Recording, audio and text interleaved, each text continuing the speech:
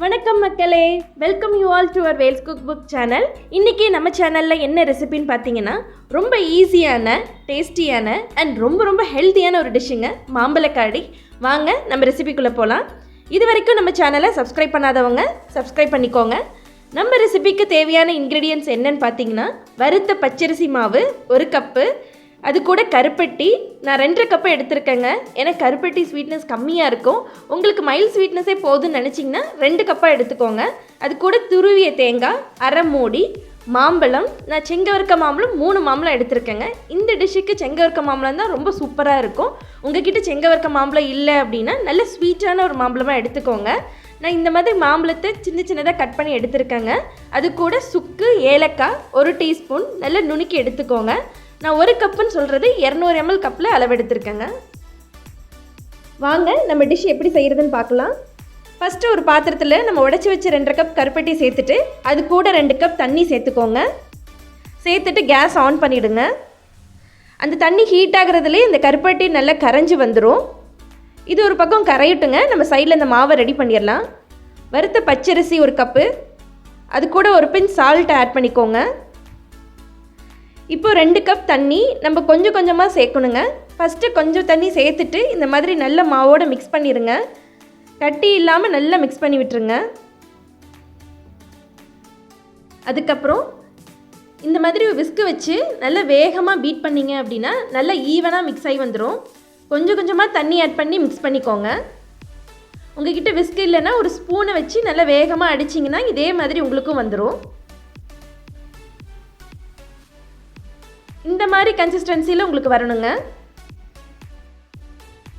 இப்போ ஒரு பாத்திரத்தில் நல்லா கரைஞ்ச கருப்பட்டியை வடிகட்டி எடுத்துக்கோங்க. அப்போ தான் அதில் இருக்க தூசியெல்லாம் ஃபில்டராகி நமக்கு வந்துடும். இப்போ இந்த கருப்பட்டி நல்லா கொதி வரணுங்க. கொதி வந்ததும் நம்ம ஒன்று ஆட் பண்ணிடலாம். இப்போ கொதி வந்துருச்சு. ஃபஸ்ட்டு நம்ம அந்த கரைச்சி வச்ச பச்சரிசி மாவை தான் இது கூட சேர்க்க போகிறோங்க. அதை கொஞ்சமாக சேர்த்து மிக்ஸ் பண்ணிக்கோங்க. அது சேர்க்குறப்பயே பார்த்திங்கன்னா இந்த கருப்பட்டி நல்லா திக்காயிட்டே வரும். அடி பிடிக்காமல் நல்லா மிக்ஸ் பண்ணிக்கோங்க. அடுத்தது துருவன தேங்காய், அதையும் சேர்த்துட்டு நல்லா மிக்ஸ் பண்ணிக்கோங்க. நீங்கள் இந்த துருவன தேங்காய்க்கு பதிலாக தேங்காய் பாலும் சேர்த்துக்கலாம்.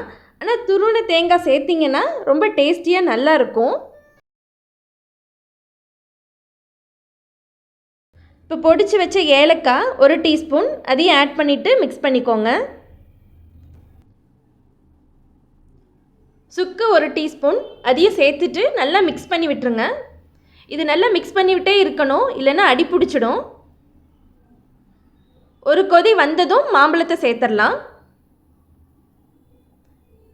இப்போ மாம்பழத்தை சேர்த்துட்டு நல்லா மிக்ஸ் பண்ணி விட்டுருங்க.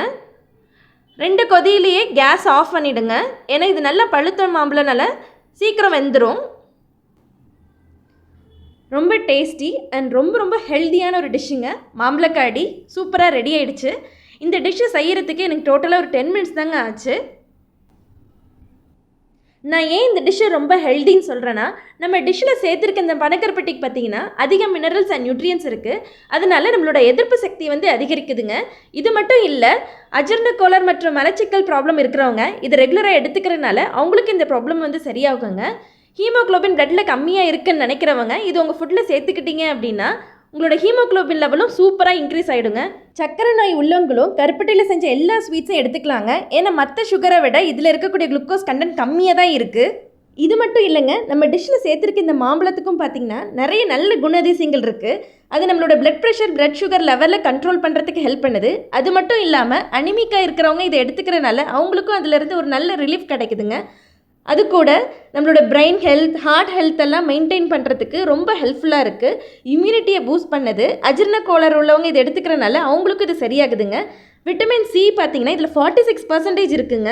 இதுதான் நம்மளோட ஜென்ரல் பாடி ஹெல்த் அண்ட் இம்யூனிட்டியை பூஸ்ட் பண்ணுறதுக்கு ஒரு முக்கியமான விட்டமின்ங்க. ஸோ நம்ம டிஷ்ஷில் பார்த்திங்கன்னா கருப்பட்டி, மாம்பழம் இந்த 2மே இருக்குது. ஸோ கண்டிப்பாக இது டோட்டலாகவே ஹெல்தி தாங்க. இது சின்னவங்களிருந்து பெரியவங்க வரைக்கும் கண்டிப்பாக சாப்பிட வேண்டிய ஒரு டிஷ்ஷுங்க. இந்த டிஷ்ஷும் பார்த்திங்கன்னா அவ்வளோ டேஸ்டியாக இருக்குங்க.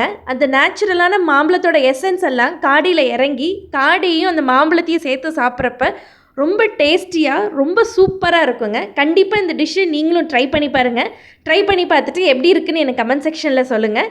இது வரைக்கும் நம்ம சேனலை சப்ஸ்கிரைப் பண்ணாதவங்க சப்ஸ்கிரைப் பண்ணிக்கோங்க. பக்கத்தில் உள்ள பெல் ஐக்கான் பட்டனையும் கிளிக் பண்ணிக்கோங்க.